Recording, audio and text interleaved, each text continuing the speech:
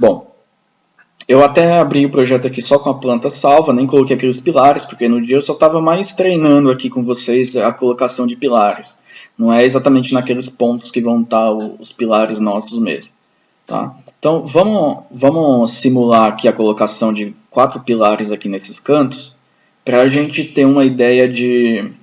para a gente começar a colocar laje, colocar fundação, esse tipo de coisa. Tá? Então, colocar pilares aqui a gente aperta no mais. Vai aparecer o pilar, a seção, aí a gente tem que ver a parede que a gente vai colocar ele, né? Vou colocar um pilar primeiro aqui, ó. Colocar um pilar nessa parede. Ele pode ser nesse sentido ou nesse sentido. Deixa eu olhar a espessura das paredes. Então, ferramentas, medir. Você coloca aqui 20 centímetros de espessura para esse lado. Então, se eu colocar ele nessa direção, eu posso usar o 20. Então, ferramentas, medir para esse lado aqui. Ó, uma coisa importante. Nota que ele não está pegando esse ponto. Ele não está dando um snap aqui. Por quê? Porque aqui não é uma intersecção. O snap que está ligado aqui para a gente é o snap de intersecção. Então você precisa colocar esse snap aqui, ó, perpendicular. Opa, aí agora sim. Agora sim ele trava no perpendicular. Clicou. Ele deu os mesmos 20 aqui para a gente de espessura. Então essa parede aqui ela tem 20 assim e assim de espessura. Então eu posso colocar um pilar de 20 nesse sentido, ou nesse sentido vai ser de 20. Vou colocar em qualquer sentido por enquanto, nesse daqui. Então pilar mais um pilar 19 por 30, posso colocar inicialmente. Ok. Ah, bom, a gente está com a planta do superior, me enganei. Vamos colocar a planta do térreo, que é mais fácil. Lembrando, para mudar de arquitetura, a gente está trabalhando aqui ó, no pavimento baldrame, no croquis, e a arquitetura estava a arquitetura do superior, das que eu chamei de sala de estar. Mas vamos subir, vamos trabalhar no croquis do pavimento térreo. Vamos colocar a arquitetura aqui do térreo. Então, tá a arquitetura do térreo. Então, lembrando aqui, ó, aqui eu mudo a arquitetura. E subindo aqui ou descendo eu mudo o croquis, ou seja, a estrutura, onde eu estou colocando a estrutura.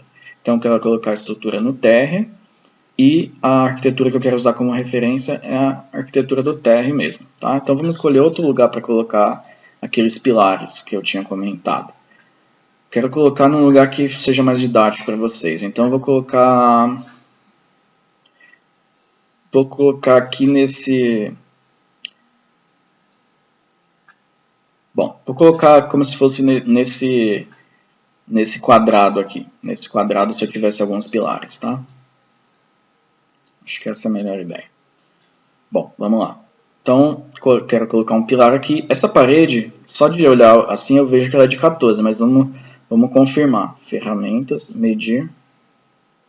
Ó, agora o snap ele não está conseguindo pegar o ponto de intersecção, porque eu mudei o snap para perpendicular. Então, coloco o ponto de intersecção. Seleciono aqui. Agora sim ele está conseguindo pegar o ponto, tá vendo? Pega a intersecção. Então eu vou pilares, 14, vou ter que pôr um pilar de 14. Clicar aqui, seleciono esse ponto. E eu posso pôr em duas direções, ou ele assim, ou ele nessa posição. Vou colocar nessa posição. E agora coloco para dentro da parede e digito 0.5, que é o revestimento aí, que a parede ela é de 15 e o meu pilar é de 14, dou um Enter. Pronto, foi colocado o pilar e está com as distâncias da parede certinho. Está centralizado com a parede centro desse. Legal. Vou colocar um pilar aqui também. Ó. Essa parede dá para ver que ela é 19 nesse sentido. E ela é 14 nesse daqui. Se eu for colocar um pilar nesse sentido, eu posso colocar um pilar de 14 por 30. Se eu colocar nesse sentido, eu posso colocar de 19, por exemplo. Vou colocar nesse sentido aqui, para vocês verem mais uma função que a gente tem. Nota que aqui eu não tenho um ponto de referência para alinhar o pilar com essa parede. Tá? Então o que eu vou fazer? Eu vou desenhar um ponto de referência. Eu posso vir aqui, nessa linha, nessa ferramenta linha aqui em cima, clicar nela, e eu faço o desenho de uma linha. Fiz o desenho de uma linha, para quê? Para ela servir de referência para eu colocar o pilar nessa direção da parede. Então eu venho aqui em pilar de novo, 14 por 30, ok. Seleciono esse ponto, coloco, giro aqui ele nessa posição, coloco assim, e o 0.5, digito 0.5 e dou Enter, ou só dou Enter porque a última vez que eu fiz, eu usei o 0.5 de revestimento. Então, só de dar o Enter, ele já fica com a distância. Então, nota que ele ficou com a distância aqui correta, porque eu peguei essa referência para usar, tá? Aí vou apertar aqui. Às vezes, quando tem dois elementos muito próximos, ó, ele acaba selecionando os dois sem querer. Então, às vezes tem que dar um zoom, às vezes é até difícil de pagar a linha, tá? Então, delete. Bom, vou colocar um pilar nesse canto aqui também e um nesse canto. Quero colocar um pilar nessa direção aqui, só que eu não tenho a referência, porque eu quero que ele fique alinhado com essa parede também. Eu quero que ele fique nessa parede, mas alinhado com essa. Venho aqui na linha. Tem outras maneiras de fazer isso, tá, gente? Mas eu gosto de pôr essas linhas de referência porque é rapidinho. Tem umas maneiras de fazer um deslocamento, igual o AutoCAD, umas coisas mais sofisticadas, mas eu não gosto de utilizar isso. Então eu venho aqui em pilar mais, 14 por 30, dou um OK. Coloco esse ponto aqui, 0.5 e dou Enter. Então ele ficou alinhado nessa parede e alinhado com essa. É sempre interessante colocar pilares que fiquem alinhados com a outra parede, porque se você tiver uma viga nessa direção, eu consigo apoiar nesse pilar. Tá? Eu podia colocar esse pilar aqui nessa posição, para ele pegar uma viga que está vindo nessa direção aqui. Só que aí eu não podia aproveitar ele para essa viga aqui. Essa viga que está passando e acabar apoiando em outra viga aqui. Então, se você conseguir jogar a viga direto, todas as vigas direto em pilar, é melhor. Então, um canto de parede é interessante você colocar pilar, porque ele pega tanto viga nessa direção quanto nessa direção. Poderia simplesmente colocar o pilar aqui, aí ia ter outro pilar aqui, por exemplo, no canto, e ia estar passando uma viga aqui. Aí essa viga eu podia apoiar nela. Aí ia ser apoio de viga em viga, então é mais interessante apoiar ela direto no pilar. Tá? Então, clico aqui. Agora eu vou colocar outro pilar nessa direção, nessa parede aqui, para essa direção. Por enquanto, eu não estou justificando muito porque eu estou escolhendo esses pontos de pilares. Porque eu não estou falando especificamente sobre esse projeto. Eu só estou mostrando umas ferramentas para vocês, tá? E para eu poder colocar laje, esse tipo de coisa, eu tenho que fazer todo o fechamento aqui. Então eu tenho que escolher uma região do meu projeto para avançar um pouco. Tá? Depois eu vou falar se esses pilares vão ficar aqui mesmo ou não, tá? Beleza, montamos 4 pilares aqui. Só que se eu colocar o 3D aqui, esse pilar lembra que ele não vai existir ainda, porque ele só está na planta do térreo. Então ele não existe na dimensão Z, ele não tem altura. Ele começa nesse pavimento e nem vai nem para o pavimento superior nem para o térreo. Então, se você colocar no 3D, você não vai conseguir nem enxergar e ele nem existe. Então, depois de colocar os pilares, o que a gente faz? A gente está no térreo, certo? Na laje do térreo. Lembra que a planta aqui, quando a gente coloca o croquis térreo, significa que a gente está trabalhando na laje do térreo. Ele está na laje do térreo, eu quero que ele vá até a fundação. Então, ou seja, ele vai ser da fundação até a laje do térreo. Ou seja, um pilar de térreo, né? Um pilar de uma casa térrea. Então eu venho aqui, clico com o botão direito, copiar para outros pavimentos e escolho o pavimento aqui, que no caso é o baldrame, tá? E dou um OK. Só que eu posso fazer isso com todos os pilares ao mesmo tempo. Vou dar um ESC, cancelei. Eu posso selecionar todos os pilares que eu quero copiar e já fazer de uma vez. Ó. Selecionei, ele fica amarelo. Coloco com o botão direito em qualquer um deles e venho aqui copiar para outros pavimentos. Escolho o baldrame, dou OK. Ele copia todos ao mesmo tempo. Tá? Então, nota que agora está escrito que o pilar morre, não nasce. Claro, porque ele está vindo do baldrame, a gente copiou ele para o baldrame, e está parando no térreo, ele não está continuando para o superior, a gente não copiou ele para o superior. Então ele começa, se a gente descer aqui, ó, apertar nessa ferramenta para descer o pavimento, a gente vê que os pilares eles estão aqui. Ó. Bom, aqui é o pavimento baldrame, mas a arquitetura está errada dele. Eu vou colocar a arquitetura do térreo, porque o baldrame é legal usar a mesma arquitetura do térreo. Então vocês viram como eu fico manipulando a arquitetura? Não necessariamente você precisa colocar a arquitetura do térreo certinho dentro do térreo. É só você ter todas essas arquiteturas que você pode manipular elas aqui com facilidade, independente do croquis que você está trabalhando, tá? Então, como eu tenho uma experiência, eu uso o software todo dia, então eu nem ligo muito para isso. Eu coloco a arquitetura em qualquer lugar e depois vou trabalhando. Tem pavimentos que nem tem arquitetura, igual o baldrame mesmo. Eu não peguei uma arquitetura específica para ele, eu uso a do térreo. Bom, então agora esse pilar está aqui que nasce e no térreo ele está falando que morre. Vamos fazer então umas vigas aqui nessa laje do térreo, tá? Bom, vamos aqui apertar mais viga, né? Terceiro item. o nome da viga já vem, a gente tem que colocar só as dimensões. Lembra que eu falei para vocês que não tem dimensão mínima de viga? E o usual que a gente usa é 10% do vão. Então, um vão de 4 metros, ela fica com 40, mas tem uma coisa que eu não falei. Por exemplo, se você tem um vão de 2 metros, não é interessante você colocar uma viga de 20 centímetros, tá? A viga mínima que a gente tem aí em qualquer obra, usual, é colocar ela pelo menos com 30. Por isso que ela já vem até com 30 aqui na configuração. É de 30 para cima. Você tenta com 30, se não der você vai para 40. Se você vê que o vão já é grande, você já coloca de 40 ou de 50, mas sempre começando com 30, muito cuidado. Então aqui a gente tem que colocar a espessura, depende da parede que a gente quer colocar essa viga, né? Vou cancelar aqui. Essa parede aqui, ela está de 19. Então eu posso colocar uma viga de 19. Mas essa parede e essa, ela está com 14, 15, né, de espessura. Então os pilares com 14, as vigas vão ser de 14. Então vamos de novo. Viga, coloco 14, dou um OK. Aí agora a viga ela me pede nó inicial da viga. Então eu pego esse ponto aqui do pilar. Se você não estiver conseguindo pegar esse ponto, significa que seu snap aqui está em alguma ponta estranha. Aí você coloca intersecção, que é o que mais a gente usa, tá? Aí eu venho aqui, selecione. Quando eu clico no pilar, nota que ele fica amarelo, o nome pilar. Porque significa que eu travei essa viga no pilar. Se eu tivesse clicado um pouquinho antes do pilar, essa viga ia ficar solta, o pilar não ia ficar amarelo.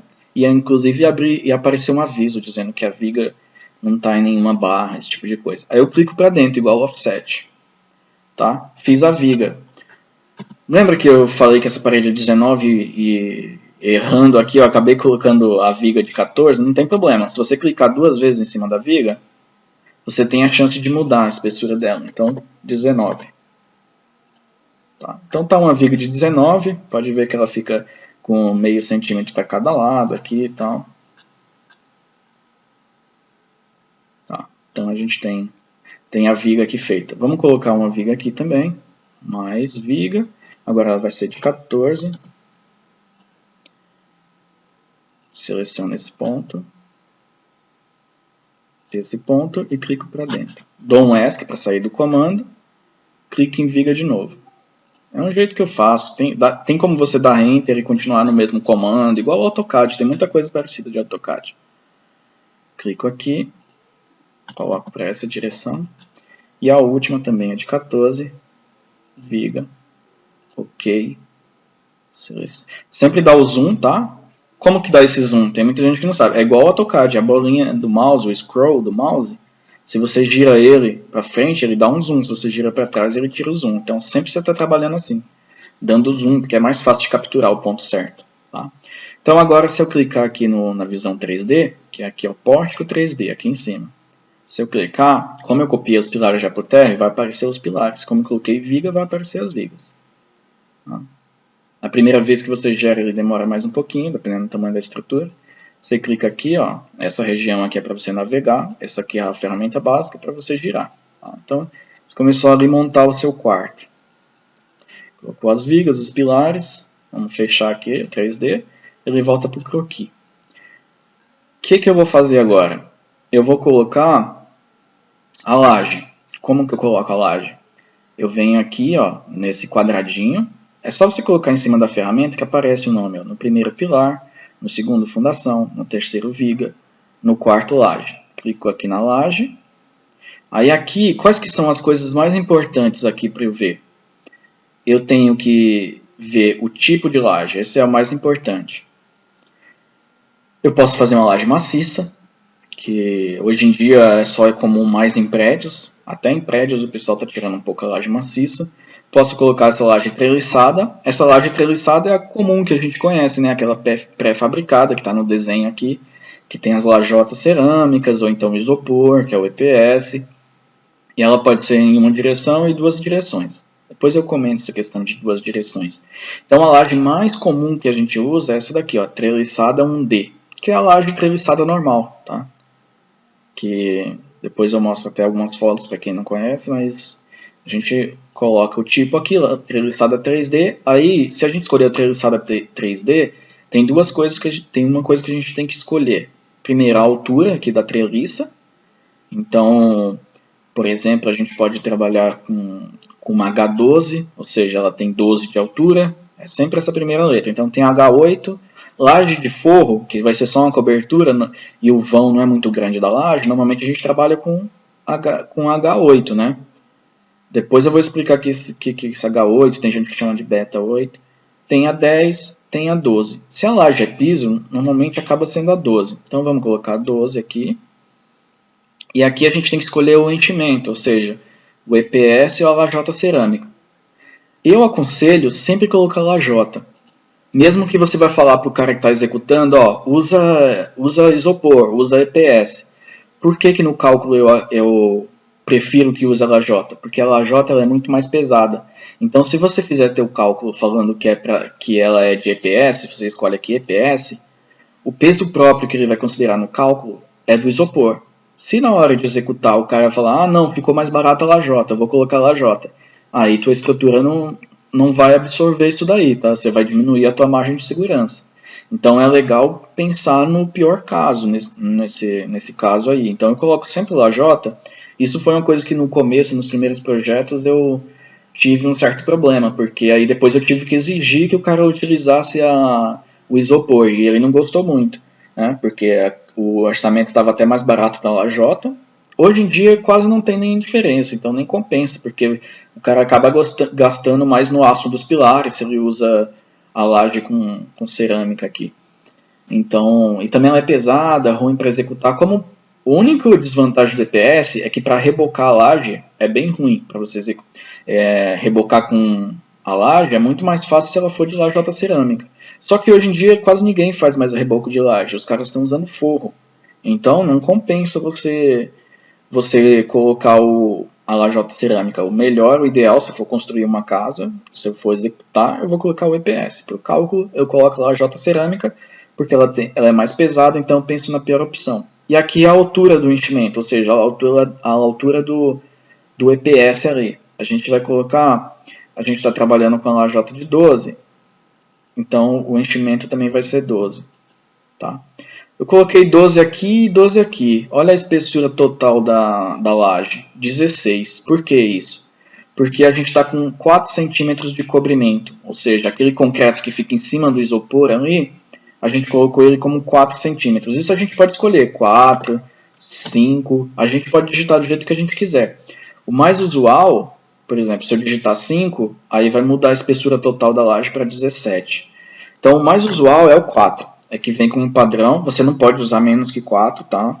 É coisa de norma, então o cobrimento mínimo ali da laje, ou seja, a espessura que o cara tem que colocar de concreto acima do isopor, quando ele estiver fazendo a concretagem, é 4 centímetros. Tá? Não pode colocar 3, e não é bom colocar muito a mais, né? Se você calculou ali, vai ter um peso próprio maior, o concreto é bem pesado, então é legal seguir esses 4 centímetros, que é o usual. Então, se você está trabalhando com lajotas ou EPS, que ele tem 12 centímetros de altura, então esse beta 12 aqui, você vai ter a espessura de 16 no final, tá? Essa questão aqui de beta 12, H12, essa nomenclatura entre H e beta, ela, dependendo da região do país, ela é meio diferente, tá?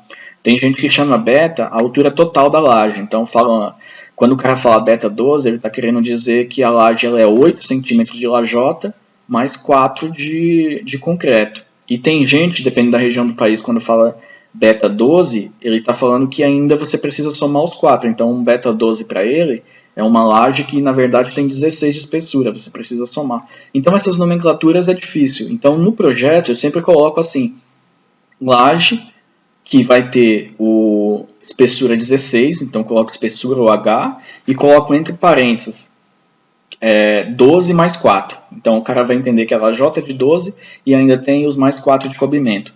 Porque se eu só coloco 16, ele pode achar que esse 16 é sem contar o cobrimento. Então a laje seria de 20, na verdade, de espessura. Então é sempre legal especificar isso, porque dependendo da região do país, dependendo da região que veio o cara está executando, ele tem uma diferencinha. Se você só coloca 16, ele acha que ainda... Ele não sabe se você está somando o cobrimento ou não. Cada cara vai pensar diferente isso. Tá? Bom, então primeiro a gente escolheu o tipo, colocou a espessura, nossa, está com a espessura 16 no total. O mais comum para laje de piso, ou seja, a laje que vai ser o teto da do térreo e você vai ter uns quartos em cima, o mais comum é 16, tá? Eu não gosto de trabalhar menos que isso. E para a laje de forro, ou seja, a laje do superior ali que não vai aguentar peso em cima, ela só vai aguentar o telhado, coisa pouca, eu trabalho dependendo do vão também. Se você começar a aumentar muito o vão, você tem que aumentar a espessura da laje. E mais para frente nas análises, quando a gente for analisar as lajes, eu vou mostrar os resultados que a gente tem dependendo da espessura que a gente usa. Aí eu vou falar, ó, essa daqui teve que aumentar a espessura, essa teve que diminuir. Por enquanto, nesse dimensionamento, a gente só chuta alguns valores que a gente já sabe que dá meio certo, pela nossa experiência de cálculo, e depois que a gente vai executar certinho. Por exemplo, os pilares que eu coloquei, ninguém sabe se 14 por 30 vai passar. Isso daí eu só estou achando que vai passar com 14 por 30. Eu atendi a norma nas dimensões mínimas, mas pode ser que 30 não seja o suficiente para aguentar essa carga, que comece a dar muito aço, ou mesmo com aço ele não consegue resistir, dependendo do peso que eu colocar em cima. Então, projeto estrutural com software é assim, você imagina as dimensões das vigas, dos pilares, pelo usual e pela sua experiência de cálculo, você já viu um projeto mais ou menos parecido, com os mesmos vãos, as mesmas cargas, e você já sabe mais ou menos o que passa ali. E depois na análise, aí talvez você tenha que aumentar esse pilar. É tranquilo aumentar o pilar. Isso é comum. Tá? Então, aqui na espessura da laje é a mesma coisa. A gente está supondo que H16 vai ser suficiente para aquele vão, tá? Pela nossa experiência. Mas pode ser que a gente altere depois. E a alteração é fácil, eu já vou mostrar para vocês. Bom, escolhemos o tipo, a espessura e esse daqui é muito importante, ó, as cargas. As cargas na laje. Tá? O que são as cargas nas lajes? O que ele vai usar para considerar no cálculo do peso que está em cima da laje? Então, primeiro a gente tem a carga acidental. Isso, como que você coloca a carga acidental? Isso é a norma que fala, tá? Eu vou passar um link para vocês, que tem uma tabela dessa da norma que fala assim, ó, dependendo para que você está usando aquela laje, vai ter uma carga acidental diferente. Então, uma laje que é piso, ou seja, uma laje que eu tenho quartos em cima, a carga acidental que a norma pede para eu colocar é no mínimo 150 kg por metro quadrado. Essa carga acidental é pensada para aguentar as camas que vão lá em cima nos quartos, os móveis, as pessoas andando. Então você não sabe quantas pessoas vão ter no quarto exatamente, né? Quantas podem ter lá no quarto, ou o peso de todos os móveis que tem lá dentro, você não sabe. Então a norma fala para você colocar um valor, não chutado, né? Isso eles fizeram estudos, quantos móveis cabem num quarto, qual o peso médio de móveis, esse tipo de coisa. Então eles falaram assim, ó, se você colocar 150 kg por metro quadrado, muito provavelmente, ainda com os coeficientes de segurança e tudo, ele vai aguentar. Dificilmente vai passar disso daqui. As pessoas que estão aqui em cima e tudo mais. 150 kg por metro quadrado. Então, uma laje que tem 4 metros quadrados, sei lá, 2 por 2, você tem que multiplicar isso por 4 para ver qual que é o peso total que ele aguenta de pessoas lá em cima, por exemplo. Então, imagina que é uma laje de 2 por 2. Vai dar 4 metros quadrados, então você vai ter 600 quilos. Então, cabe bastante pessoas, né? Um quarto bem pequeno, de 2 por 2, você pode colocar aí bastante gente até formar 600 quilos que ele ainda aguenta. Então a carga acidental é pensada para isso, para ele absorver cargas que você não sabe exatamente quais que são. Então por isso que chama acidental, que depende ali do caso. E outra carga que você precisa colocar é a de revestimento, tá? A de revestimento o que é? É o piso que você vai colocar aqui em cima, então a cerâmica que você vai colocar aqui. Tá? Então tem a carga de revestimento, uma laje, ela soma duas coisas. Primeiro o piso, então o piso cerâmico, mais a argamassa, mais o contrapiso que eles fazem aqui também de nivelamento da laje, e mais o reboco que está embaixo da laje. Tá? Então se a laje for rebocada, esse reboco aí preso na laje vai fazer um peso na laje. Então isso tem que ser considerado no cálculo como uma carga de revestimento, uma carga fixa. Então, o que eu coloco? Eu costumo usar 100. Isso você pode calcular, peso de cerâmica, etc. Mas para laje, ainda mais que hoje em dia eles não fazem mais reboco de laje. Então, os 100 kg por metro quadrado é mais do que o suficiente para você colocar. Tá? Então, uma laje de piso normal, você coloca 150 kg por metro quadrado e de revestimento você coloca 100. Se a laje for de forro, ou seja, não vai ter pessoas não vai ter móveis em cima da laje, não vai ter várias pessoas em cima da laje, só vai subir alguém para arrumar a laje ali de vez em quando, a carga acidental que a norma pede são 50 kg por metro quadrado. Porque é bem menos provável que tenha peso muito em cima lá da laje de forro. Só vai ter mais o telhado, etc. Aí o telhado você vai até colocar uma carga extra aqui, etc. Quando a gente chegar no segundo andar, aí eu vou falar sobre as cargas de telhado, como que a gente coloca carga de telhado. Mas só estou comentando aqui sobre carga acidental. Se for um quarto lá em cima que eu vou ter na minha laje, 150 kg por metro quadrado. Isso é uma coisa bem importante. Se for uma cozinha que tiver em cima, o valor que a norma pede é diferente. A norma fala para você colocar 200 kg por metro quadrado. Porque uma cozinha os móveis são bem mais pesados, né? Você tem fogão, você tem umas cargas meio pesadas lá em cima. Uma geladeira, isso é muito mais pesado que uma cama, por exemplo. Uma geladeira é muito mais pesada. Então, eles falam assim, ó, se for cozinha ou despensa, você usa os 200 kg por metro quadrado para garantir mais. Tá? Então, como é um quarto que tem lá em cima dessa laje, eu coloquei 150. Quando a gente chegar em outras etapas, a gente volta nesse tipo de coisa, tá? Vou dar um OK. Aí ele pede para eu clicar dentro de uma região aqui. É igual rachura. Eu preciso clicar numa região fechada para ele formar a laje. Então, dou um clique aqui dentro e formou a laje. Ó. Tá vendo? Esses tracinhos aqui são as nervuras, são as vigotas ali, né, da laje treliçada. São os trilhos que o pessoal chama em alguma região. Tá? Então, estou com a laje aqui. Se eu clicar no 3D agora, clicar aqui para girar, ó, tem minha laje ali montada. Ele mostra até os trilhos aqui bonitinhos.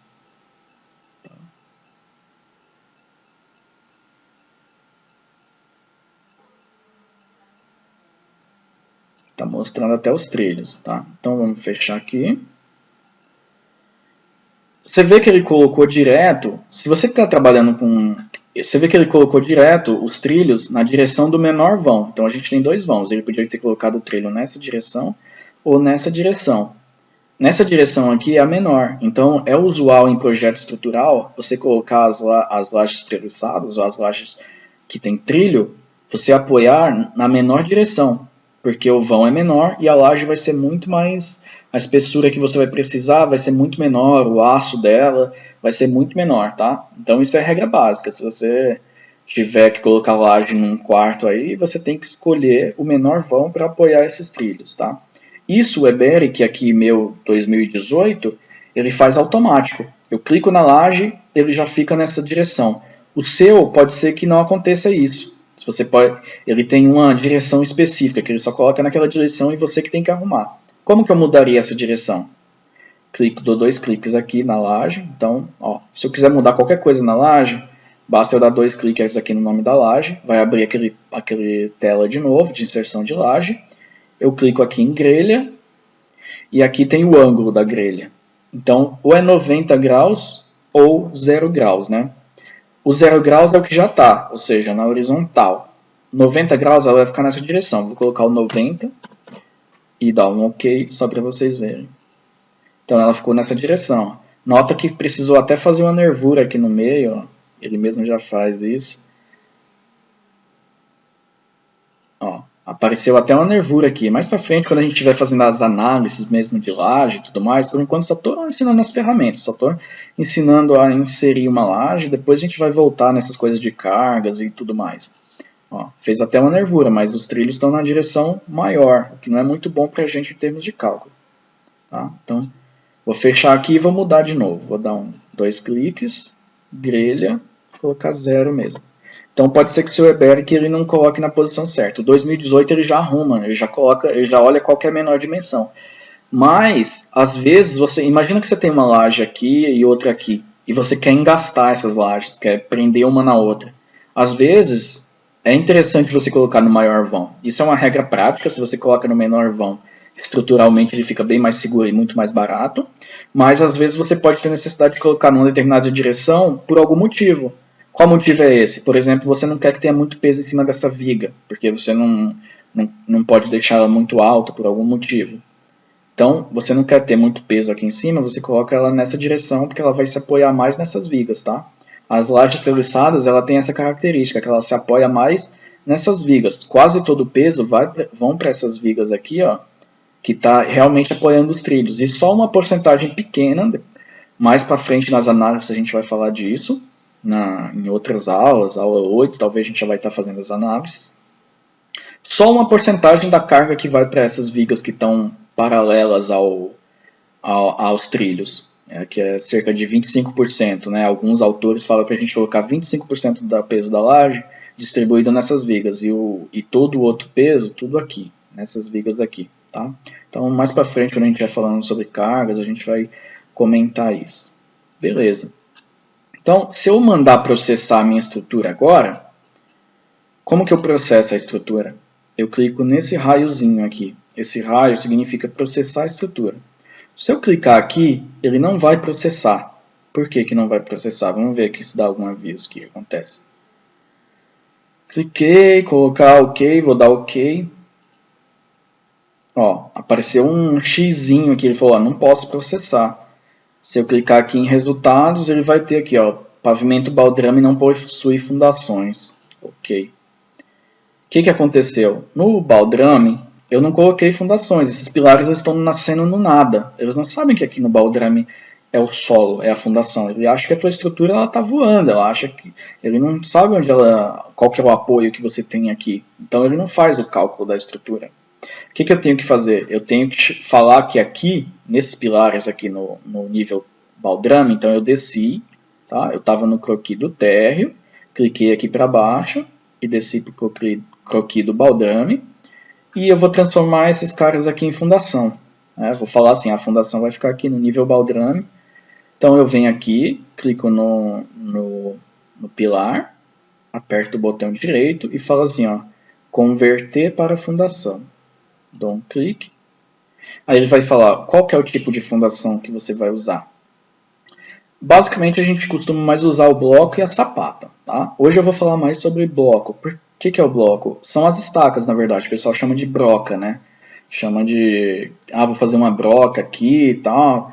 Então, mais pra frente a gente vai conversar bastante sobre fundação, mas só para dar uma ideia inicial, se você está trabalhando com estacas, ou aquelas brocas escavadas, que o cara faz um furo ali de 4 metros, 3 metros, com determinado diâmetro, você tem que escolher esse tipo aqui, ó, o bloco. Porque em cima dessa estaca vai ter que vir um bloco de coroamento, né? A maioria aqui, o pessoal, eu pedi que fossem só pessoas que estão cursando engenharia civil, então eu acredito que todo mundo sabe o que é um bloco de coroamento, tá? Então você tem ali a estaca vindo, aí você faz o arrasamento da estaca e faz um bloco em cima, que até tem esse bloco de coroamento, o pessoal acaba confundindo com uma sapata, mas na verdade não é. Uma sapata a gente sabe que ela tem que ser apoiada direto no solo, eu não tenho uma estaca embaixo de sapata. Quando tem uma estaca abaixo de que eles chamam de sapata, na verdade aquilo ali não é uma sapata, é um bloco de coroamento, tá? Porque sapata é apoiada direto no solo. Então eu vou escolher aqui estaca, ou seja, bloco. Essas daqui depois eu vou comentar, tubulão, estaca isolada, mas basicamente escolhe bloco, dá OK. Tá? Então nota que aqui o desenho mudou. Ó. Ele mostrou como se tivesse um circulado aqui, que quer dizer que tem uma fundação aqui. Ele não sabe como é essa fundação, mas tem uma fundação aqui. Agora eu vou fazer com os outros. Do mesmo jeito que eu copiei para outros pavimentos, eu posso copiar tudo ao mesmo tempo. Então eu seleciono os três. Posso copiar não, né? Posso transformar tudo para a fundação ao mesmo tempo. Selecionei os três, cliquei com o botão direito, converter para a fundação, bloco de coroamento, dou OK, pronto. Agora todos estão convertidos para a fundação. Eu poderia até mandar processar. Se eu olhar no 3D, não mudou nada, né? Você falou, mas coloquei fundação aqui, cadê a estaca aqui, cadê o bloco? Antes de você processar, ele não faz o desenho da fundação. Porque ele não sabe quantas estacas vai ali, só depois do cálculo que vai aparecer quantas estacas vão ali e tudo mais, como que é o seu bloco de coroamento, a altura dele. Então ele não faz ele não mostra no desenho ainda, porque não está calculado ainda. Mas já está ali a fundação, porque a gente descendo no pavimento baldrame, a gente vê esse tracejadinho aqui. Tá? Então, não vou nem falar sobre viga baldrame por enquanto, nem vou inserir elas. Então eu tenho aqui, vou fechar. Bom, eu poderia processar a estrutura agora, só que primeiro eu quero configurar as minhas estacas, porque se eu não configurar isso, vai dar um mundaréu de estaca, e eu não vou conseguir, não vou nem conseguir calcular direito, tá? Então, como que eu faço essa configuração de estaca? Eu venho aqui, ó, configurações, acredito dimensionamento, blocos, propriedades. Aí aqui estão as 3 estacas que estão cadastradas. Você pode cadastrar estacas no teu projeto. Você pode cadastrar estacas. Então eu tenho uma circular aqui que tem o diâmetro de 25 de 20 centímetros, eu tenho uma de 25, eu tenho uma de 30, tá? Vamos dar uma olhada aqui. E eu posso alterar essas coisas, porque tem alguns resultados aqui que eu preciso alterar. Por exemplo, vou selecionar essa daqui e vou pedir para alterar, para a gente ver as coisas. Então essa C25, ela tem 25 centímetros de diâmetro, é o mais comum que a gente usa, tá, gente? Em obra, estaca escavada, eu sei que tem gente que faz com diâmetro de 20, mas o usual é 25. 25 é o padrão, todo mundo tem essa máquina, é fácil de encontrar. Se você quiser uma de 30 de diâmetros, aí o cara já tem que mudar lá o trado dele que faz a escavação, é um pouquinho mais caro. Mas quanto maior for o diâmetro, tua estaca vai aguentar mais também. Eu não gosto de trabalhar com estaca de 20. Acho muito fina, você tem que aumentar muito a profundidade dela, então eu gosto de trabalhar com 25 e se eu vejo que é um terreno mais difícil, eu trabalho até com a de diâmetro de 30. Tá? Então tem três informações aqui que são muito importantes você colocar. Primeira, a resistência à compressão. Essa é a resistência da estaca, de verdade. Qual que é a resistência da tua estaca? Tá? Bom, vocês já devem ter estudado, fizeram aulas de fundação lá, e você sabe que tem todo um cálculo, você tem que usar toda uma metodologia para, a partir de uma sondagem, você descobrir quanto que sua estaca resiste, né? E dependendo da profundidade, tá? Então, isso aqui está em toneladas. Vou colocar inicialmente que a minha estaca aí, ela suporta 10 toneladas, por exemplo. E depois eu vou comentar como que a gente pode achar isso. Essa carga horizontal e o momento máximo também é uma coisa que é preciso ser calculada, tá? A partir da sondagem e de alguns parâmetros lá você consegue calcular essas coisas, tá? Mas o mais importante mesmo é quanto que ela aguenta de peso, ou seja, qual que é a resistência dela e a compressão, ao peso que está vindo de cima dela. Essa questão aqui de carga horizontal e momento na estaca, a gente com bloco de coroamento, fazendo as vigas baldrames ali travando, você tem mais, na verdade, uma força de compressão na tua estaca. Esse é o parâmetro mais importante que a gente tira do SPT. Isso daqui é até um pouquinho avançado, tá? Então vamos depois falar um pouquinho como que eu calculo essa resistência à compressão das estacas. Vou dar um OK. Essas outras estacas aqui que estão configuradas, C30 e C20, eu vou só alterar elas. Vou colocar que elas têm 0 de compressão, aqui já está 0. E essa daqui também eu vou colocar que elas têm 0 de compressão. Por que eu estou fazendo isso? Eu estou falando que as outras estacas têm 0 de compressão, para na hora de ele fazer o cálculo, ele não escolher nem a C30, diâmetro 30, nem a C20. Eu estou obrigando ele, basicamente, quando ele estiver fazendo o cálculo, a escolher essa de C25, porque é a única que tem alguma resistência, né? A única estaca que aguenta algum peso é essa daqui, pelo meu cadastro. Então vocês veem que o Weberic, ele não mexe com o solo, ele não quer saber como que é o seu solo, ele nem faz o cálculo disso para você, ele só quer saber uma coisa, quanto a tua estaca aguenta de compressão. E aqueles outros dois parâmetros também, mas principalmente quanto que ela aguenta de compressão, qual que é o peso que eu posso colocar em cada estaca que eu vou ter no teu projeto. E isso você tem que fazer fora do software. Você tem que calcular a parte da sondagem fora do software e só colocar esse valor aqui, tá? Então eu coloco aqui OK, OK, e vou mandar ele calcular agora. Primeira vez que vocês vão calcular o projeto, só para vocês verem a fundação, tá? Então vou mandar aqui ele calcular. Vamos ver o que vai dar. Ele demora um pouquinho. Se você estiver trabalhando com um Weberic meio antigo, isso daqui às vezes pode demorar bastante tempo. Depende da sua estrutura também. Por enquanto a gente está com uma estrutura pequena, então é rápido. Mas se demorar muito, não fala, nossa, mas o do Ed lá foi tão rápido, processou. Mas não, na verdade, numa estrutura real. E se você estiver trabalhando com um EBERIC V9, V10 ou V8 ou V6, então vai demorar bastante, né? Às vezes demora 15 minutos, é que isso aqui ele está bem rápido realmente, esse EBERIC 2018. Então aqui agora sim, ele fez o bloco de fundação e mostrou o pedacinho aqui da estaca. Aqui ele não está mostrando em tamanho real a estaca, ele só está mostrando aqui para você ver quantas estacas tem naquele pilar. Como esse pilar aqui não tinha mais que 10 toneladas, e a nossa estaca aguenta 10 toneladas, então só ficou uma estaca aqui. Tá? Você vai ver que se eu diminuir lá, for lá e diminuir a estaca que ela só aguenta, por exemplo, 1 tonelada, vai acabar tendo alguns blocos que vão ficar com 2 estacas. Vamos fazer esse teste, inclusive. É porque não está com muito peso também não está com muito peso na minha laje, então é difícil de passar de muitas toneladas ali, né? Então vamos configurações,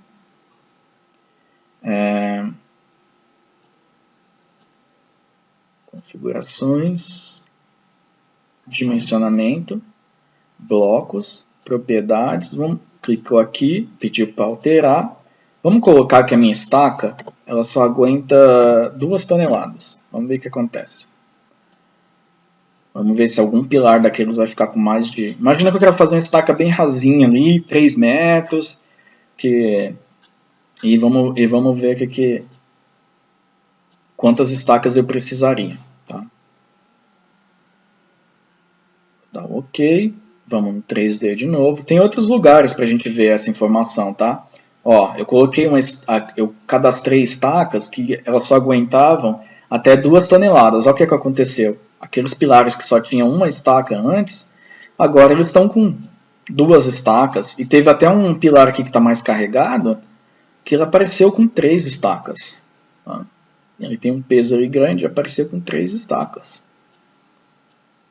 Então isso você vê que interfere. E ele não faz nenhum cálculo disso, ele não quer saber como que é o seu solo. Ele te pergunta quanto cada estaca suporta. E ele faz o cálculo, tá? Algumas pessoas podem estar achando estranho o fato de algumas pessoas que têm um pouco mais de conhecimento de cálculo estrutural, um pouco já mexeu um pouco, mesmo que nunca trabalhou com software, por que esse pilar aqui deu 2 estacas e esse 3? A estrutura ela não está totalmente simétrica e tem umas questões de momento também na hora de calcular. Dependendo do momento que tiver nesse pilar, que até a dimensão dele também interfere nisso, o momento aplicado aqui na base do pilar, ele é transformado em carga normal aqui, tá? Nas fundações. Então acaba gerando um pouco mais de carga de compressão se você tiver um momento na base desse pilar. Tá? Então isso é um pouco avançado, é um pouco da análise da estrutura, mas só para comentar, para o pessoal já não achar estranho isso. Na hora de análise, aqui quando a gente chegar mais para frente, eu vou comentar sobre essas questões de momento no pilar, que é transformado em carga normal na fundação. Então, um pilar que aparentemente tem o mesmo peso, eles têm quantidade de estacas diferentes porque um deles tem mais momento na base, provavelmente. Tá? Depois a gente vai chegar nesse ponto. Mas você fala para mim, legal, Ed, então você pode vir aqui em configurações, dimensionamento, propriedades e cadastrar a estaca que você quiser aqui e colocar qualquer resistência que você quer. Então basta colocar uma resistência aí bem alta de 20 toneladas e só vai dar uma estaca, meu projeto vai ficar bem facinho.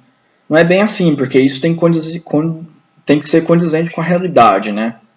Porque assim, para você fazer, se você tiver um solo ruim e você quiser fazer uma estaca que aguenta 20 toneladas, por exemplo, você vai ter que fazer uma estaca com 12 metros, 13 metros de profundidade. E isso não é ideal porque gera um custo. Então, todo mundo que já fez aí essas matérias de fundação sabe que tem os procedimentos lá, o Ock Veloso, tem o Teixeira, tem vários procedimentos para você calcular a capacidade de carga de uma estaca. Tá? E isso é feito a partir do SPT. Tá? Eu tenho uma sondagem aqui para mostrar para vocês. Quem não sabe o que é SPT, pesquisa um pouquinho o que é SPT e tudo mais, porque se eu for entrar especificamente o que é um teste de sondagem SPT, aí a gente não aprende o software, tá? Então dou umas dicas, mas tem um limite também. Depois eu posso até ver outro curso mais voltado para essa parte. Bom, eu tenho umas sondagens aqui para mostrar para vocês como que é um resultado de uma sondagem de SPT.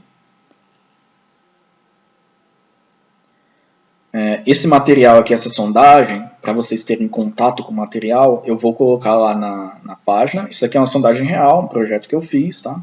Então é interessante para vocês verem como que é a apresentação do resultado de sondagem. Tá? Aí depois, depois se aprofunda mais nessa questão. Mas a grande questão é que eu vou colocar esse material e também ao longo do curso eu vou colocar inclusive material de projetos reais, tá? Porque, ou seja, os projetos finais, com as vigas, com as ferragens, porque tem gente que vai terminar a faculdade inteira de engenharia civil e nunca pegou um projeto estrutural na mão de verdade, não sabe nem ler um projeto, quem dirá fazer mesmo um projeto. Então, no final, esse projeto que a gente está desenvolvendo aí, eu vou mandar ele para vocês, vou mandar um projeto real e as pranchas, como foi mandado lá para a obra, vou mandar tudo direitinho para vocês terem esse acesso, esse material real mesmo que vocês vão ter acesso quando começar a trabalhar aí, tá? Então, antes eu já estou dando uma introdução aqui para vocês. Então, esse aqui é o teste de SPT, ele mostra onde está o nível de água. Aqui a gente está com um nível de água 6 metros de profundidade. E ele mostra a cada metro, então no 1 metro teve 16 golpes de SPT.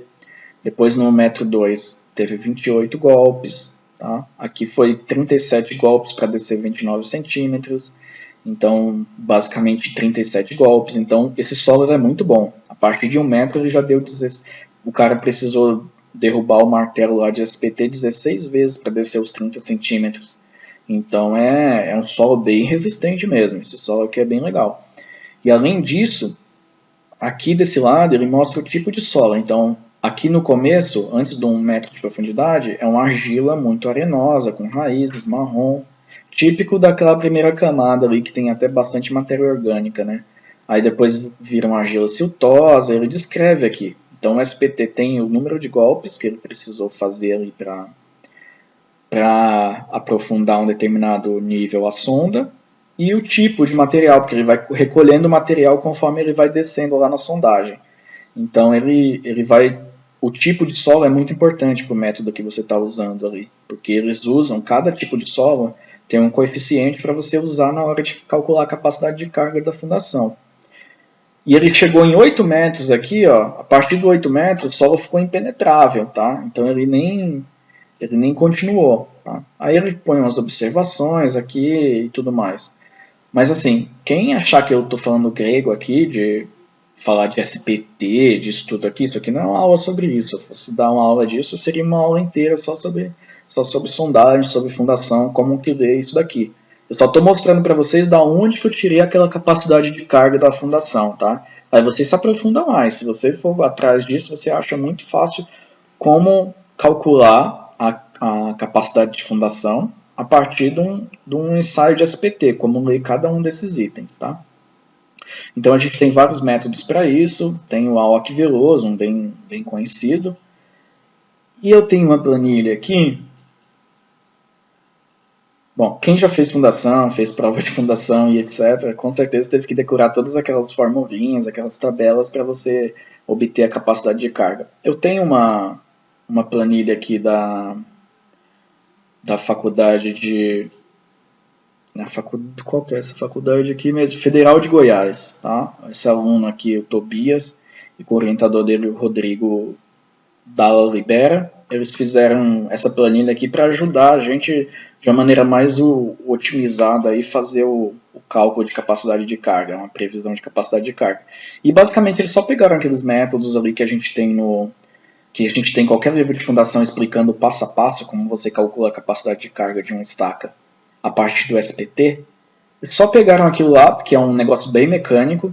Todos esses métodos eles são bem mecânicos, faça isso, aí depois você usa esse coeficiente em função do solo que você tem, do tipo de solo. Então é uma coisa bem mecânica que eles transformaram para uma planilha, que fica bem fácil de você calcular isso mais rápido, porque todos esses métodos eles são bem chatos. Então, vocês viram que apareceu uma mensagem aqui, tá? Tem que clicar em habilitar. Eu vou deixar disponível esse material também, eu estou deixando aqui... Estou fazendo questão de mostrar essa parte aqui, para vocês verem que não é um material meu, então estou dando os créditos pro pessoal. E é uma planilha estudantil e tudo mais, tá? Então aqui tem os dados de entrada, onde eu coloco o tanto de golpes de SPT em cada camada que teve, ou seja, eu olho naquele relatório que eu acabei de mostrar para vocês, eu olho o número de golpes que teve em cada profundidade, tá? E o tipo de solo em cada camada. Então, por exemplo, eu nem vou olhar aquilo lá especificamente, mas eu vou simular aqui um solo. Então, imagina um solo que no primeiro metro deu 2 de SPT, 2 golpes, depois ele aumentou para 3, depois foi para 7, aí depois já foi para 15, depois, cara, vamos colocar 15, ele foi para 25, não é uma coisa linear, tá? Solo não é uma coisa linear. E depois ele ficou impenetrável, vamos colocar 50. Tá? Então, imagina um solo desse tipo, um solo fictício, que eu acabei de pensar nele, tá? Mas o que você tem que fazer aqui é pegar a sua sondagem e colocar certinho em cada profundidade o número de golpes. Aí você também tem que colocar, isso é muito importante, tem gente que acha que o número de golpes é o mais importante. Você tem que colocar o tipo de solo, tá? Porque isso influencia bastante nos fatores lá de cada um dos métodos, do AOC Veloso, Decor Quaresma. Então vamos colocar aqui uma areia, um solo que costuma ser bom, tá? Uma areia siltosa, a argila não é muito legal, vou colocar uma areia siltosa para todos. Então aqui todos estão areia siltosa, mas podia mudar aqui, ó, tá?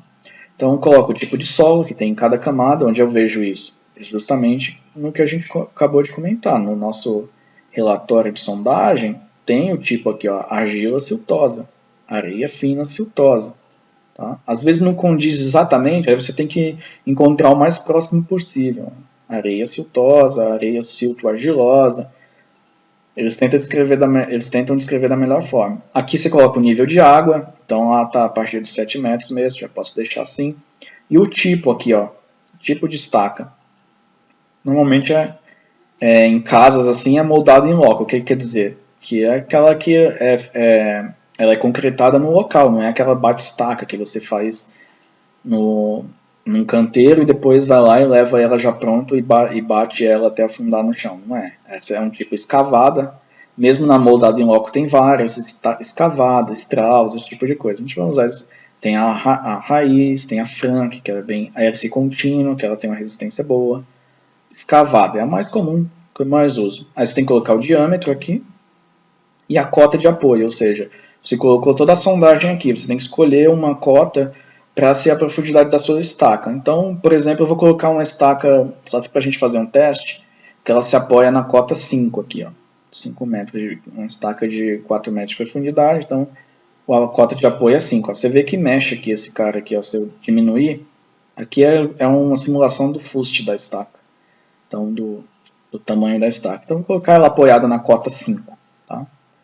Aí aqui, se você clicar aqui, ele vai falar qual que é o resultado pelo método do AOC Veloso, qual que é o resultado de capacidade de carga dele. Pelo método Decor Quaresma, qual que é o resultado. E pelo método Teixeira, são os 3 principais métodos que a gente usa. Tá? Aí você pega o livro, estuda como que é esses métodos, tudo certinho. Isso aqui é só para automatizar umas coisas mais rápidas. Clica aqui AOC Veloso, por exemplo. Pelo AOC Veloso, utilizando um coeficiente de segurança de 2, ou seja, você tem uma segurança aí, você tem uma estaca com o dobro, uma margem de segurança 2 vezes maior do que o que ela aguenta de verdade. Você pode alterar isso aqui também. O método ele pede o 2, mas você pode aumentar também. O uso de resistência lateral e de ponta, isso é um pouco avançado. A gente não costuma usar esse 100% aqui. Resistência de ponta, as normas falam para a gente não usar 100% da resistência de ponta, usar mais resistência lateral. Tá? Tem um número exato para isso, eu não quero entrar muito em detalhe. Mas vamos deixar assim, só para vocês terem uma noção aqui. Ó. Então, nos 5 metros de profundidade, quanto que aquela estaca aguenta? Aquela que eu coloquei nos dados de entrada. Ela aguenta 218 kN. O que é 218 kN? É mais ou menos 21,8 toneladas. Se você transformar quilonewtons para tonelada, força, basta você dividir aqui por 10, tá? Aproximadamente, se você considerar o G, a força da gravidade igual a 10, então é só você dividir por 10. Então 21 toneladas, 21,8, quase 22 toneladas ela suporta, tá? Isso ela apoiado na cota 5, isso.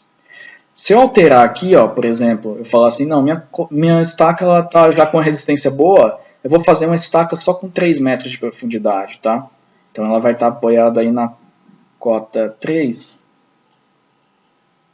Opa, vamos lá. Cota 3. E vou de novo na OC Veloso. Ó, agora ela aguenta 58 kN, então 5 toneladas. Se for uma casa relativamente simples, 5 toneladas para uma estaca é relativamente boa. A maioria dos pilares de uma casa simples vai até 10 toneladas. Se for um sobrado, com os vãos maiores, aí talvez seja um pouco pequeno isso daí, tá? Então é basicamente você que escolhe em que cota você quer apoiar e você vai saber o valor da máximo que ela aguenta, que aqui no caso é 5,8 toneladas, quase 6 toneladas força. E você vai colocar lá no software, tá? Então isso tudo é feito fora do software. Isso tudo aqui você pode fazer na mão, tranquilamente, porque esses métodos é bem simples de fazer na mão, é bem mecânico, basta pegar um livro ali e ir seguindo. Isso aqui é só para agilizar o processo, na verdade, você fazer vários testes ao mesmo tempo, tá? Então, uma coisa importante, o AOC Veloso está falando que aguenta isso. E o Decor Quaresma? Vamos clicar aqui na abinha do Decor Quaresma, ou a gente pode vir aqui no dados de entrada e clicar Decor Quaresma. O Decor Quaresma fala mais ou menos a mesma coisa. Fala que ela aguenta 5,5 toneladas. E o Teixeira? Teixeira é outro cara também, outro teórico aí bem conhecido, que ele tem o método dele também, o método dele é bem atual. Deu mais ou menos a mesma coisa também, ele aguenta 5,2. Dependendo do tipo de estaca, da profundidade, às vezes eles dão bastante diferença. E tem gente que faz o quê? Ele faz a média desses caras e pega a média e usa. Eu costumo excluir alguns, tá? Também tem umas coisas avançadas, por exemplo, alguns desses autores não estudaram estaca escavada, por exemplo. Os testes deles foram mais com estaca pré-moldada. Então eu desconsidero um pouco os resultados dele e considero mais o resultado de outros caras cujo trabalho foi mais específico com estaca que eu estou trabalhando, que é a estaca escavada, por exemplo. Então tem essas coisas também. O método dele funciona melhor, é mais preciso para um determinado tipo de estaca, tá? Então, trabalharia aqui, então é basicamente isso. Vou postar essa planilha também, tá? Tá os créditos aqui. Essa planilha, acho que muita gente tem, porque como é uma coisa educacional aqui, que foi feito no nome educacional, muitos engenheiros têm essa planilha. Tem outras também de capacidade de carga em fundação e que você acaba encontrando aí no meio acadêmico, tá? Então, basicamente isso. Vamos dar uma olhada se faltou comentar alguma coisa. É basicamente isso. Sobre sapato eu não vou comentar hoje. A gente comentou o que a gente aprendeu nessa aula hoje. Inserir as fundações, tá? A gente aprendeu a inserir as fundações, então ir lá e transformar em fundações. Se você esqueceu, volta na aula para você transformar esse cara assim. Aprendeu que essa ferramenta aqui é para fazer o processamento da estrutura. Aprendeu a configurar a fundação, ou seja, configurar a capacidade de estaca. Então você vem aqui dimensionamento, blocos, propriedades, então aqui você configura. Se você quiser obrigar ele a escolher um tipo de estaca específico entre as que você tem cadastradas, você pode excluir todas as outras e só deixar uma, mas eu não costumo excluir, porque aí quando eu preciso usar ela, eu acabo tendo que recriar ela toda de novo, tenho que incluir, tenho que colocar todas essas coisas. Então eu costumo apenas deixar elas como 0. Aí ele, quando ele olha para essa aqui aguenta 0, e essa aguenta 2, eu vou usar essa, tá? Então, isso tudo você vê que depois no software a análise do calculista é bem importante. Por quê? Lembra que no começo eu coloquei uma estaca com 10 toneladas e deu uma estaca por bloco. Depois eu coloquei uma com 2 toneladas e deu várias estacas. Então às vezes o calculista fala assim, opa, você viu que o software só obedeceu o que eu falei. Você colocou com 2, legal. É 2 e eu calculo. Eu poderia entregar o projeto assim, tá? Mas não, eu vou pensar, isso aqui é um absurdo. Uma casa relativamente simples, tem bloco aqui com 3 estacas, tá? Num pilar que nem está muito carregado. É porque eu estou usando uma capacidade de carga muito pequena lá. Se o meu solo é muito ruim, o que eu vou falar? Eu vou aumentar a profundidade da minha estaca e ter um solo que aguente pelo menos 5 toneladas, para diminuir um pouco essa quantidade de estacas. Então, o software é burro, ele só faz o que você está falando. Se você está falando para ele calcular com 2 toneladas, ele só vai fazer o cálculo. Então, é aí que entra a expertise da gente, tá? Beleza. Vou dar um pequeno Eu acredito que sim. Para essa aula tá bom, porque a gente comentou sobre lajes e já está um pouco avançado. A gente comentou mais sobre lajes e fundação, que foi o que eu prometi no começo da aula. Deixa eu dar uma olhada aqui. Vigas a gente já tinha visto na aula passada, como que inserir uma viga. Eu comentei que não é legal trabalhar com viga menos de 30 centímetros. E a gente aprendeu como que insere, aprendeu como que insere as lajes, ou o que é aquelas cargas de laje, os tipos de laje. Claro que isso aqui é, como eu falei, a introdução. E a fundação também foi uma introdução, eu mostrei a planilha para vocês, como calcula e tudo mais, tá? Vou dar só um bônus, digamos, para vocês, que é uma dica de sondagem. Muitas vezes, quando você pede a sondagem para o pessoal, eles perguntam para você quantos furos você precisa fazer de sondagem, tá? Então, assim, por norma, você não pode fazer projeto nenhum sem sondagem. Muito cliente vai falar para você, eu quero fazer sem sondagem. Um preço de uma sondagem, depende da tua região, aí, vai ficar em R$1.200, R$1.600, R$2.000 que seja, para você fazer uma sondagem na sua casa. Mas você viu que se a gente não conhecer o solo, a gente tem que chutar que a estaca ela aguenta pouca carga, porque a gente não tem certeza de como que é o solo, a gente não pode arriscar. E você viu que conforme a gente diminui a carga que a estaca aguenta, você vê que aparece um bloco ali de 3 estacas. Aquilo ali, o que você gasta de concreto e aço é absurdo. Então, economicamente, não compensa você não fazer fundação. E você tem que tentar convencer o cara disso, que o melhor argumento é esse. O melhor argumento é o custo. Fala, olha, você vai gastar R$1.700, depende da sua região, aí numa sondagem, só que isso vai me ajudar a economizar bastante para você na fundação, porque senão eu vou ter que imaginar que o seu solo é um solo muito ruim, para não dar nenhum problema na tua estrutura, e você vai colocar muito mais concreto na sua fundação, vai gastar mais com a escavação de estacas do que você precisa. Aí um bônus que eu digo é isso daqui, ó. Quantos furos fazer de sondagem?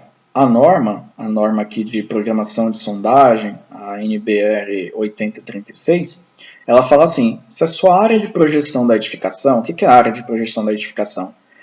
Não é assim, você tem um sobrado de 200 metros, que é 100 metros embaixo e 100 metros em cima, então é 200 metros de área. Não, é a área de projeção da fundação. A área de projeção que vai ficar em cima do terreno ali, a implantação. Então, um sobrado que tem 100 metros quadrados embaixo e 100 metros em cima, a área de projeção dele é 100 metros, tá? É só o contorno da fundação, a área que a fundação está apoiada no terreno. Se a área for até 200 metros, que é basicamente todas as casas aí que a gente tem, dificilmente vai ter uma casa... se ela for terra, vai acabar tendo mais. Mas um sobrado dificilmente tem 200 metros em cima e 200 metros embaixo, né? Normalmente você vai ter uns 100 e pouco, 170 embaixo e um pouco menos em cima, tá? Se for até 200 metros, essa área aí de projeção da tua edificação, por norma são 2 furos. 2 furos em diferentes pontos do terreno que você precisa fazer, tá? Porque às vezes você faz um furo num local que é muito bom e a sondagem acaba te enganando, que o solo é bom e ele não é. E às vezes faz num lugar muito ruim e também está te enganando. Então, você faz a sondagem em 2 pontos, aí tem gente que tira a média, tem gente que tira o pior. Isso daí depois a gente pode comentar mais um pouco. Agora, se a área de projeção for maior que 200 e menor que 400 metros quadrados, são 3 furos que você faz. Agora, se a área de projeção for maior que 400 e menor que 1.200, é um furo a cada 200 metros quadrados de área de projeção. E aqui é o mesmo caso, tá? Aí já muda um pouco. Isso daqui também, esse material, esse folder eu posso postar também para vocês terem. Todo material que a gente tiver usado, eu sei que em faculdade material é escasso, né? Material de verdade, de projetos reais, igual eu vou mandar aqui a sondagem para vocês, não é uma coisa que vocês têm muito contato, vocês têm mais contato com o livro e tem gente que aprende a fazer o cálculo perfeito ali de capacidade de carga de fundação e nunca pegou um resultado de verdade de sondagem na mão, como que ele é apresentado, e às vezes não sabe nem achar o nível de água, tá? Se não tiver escrito muito bem.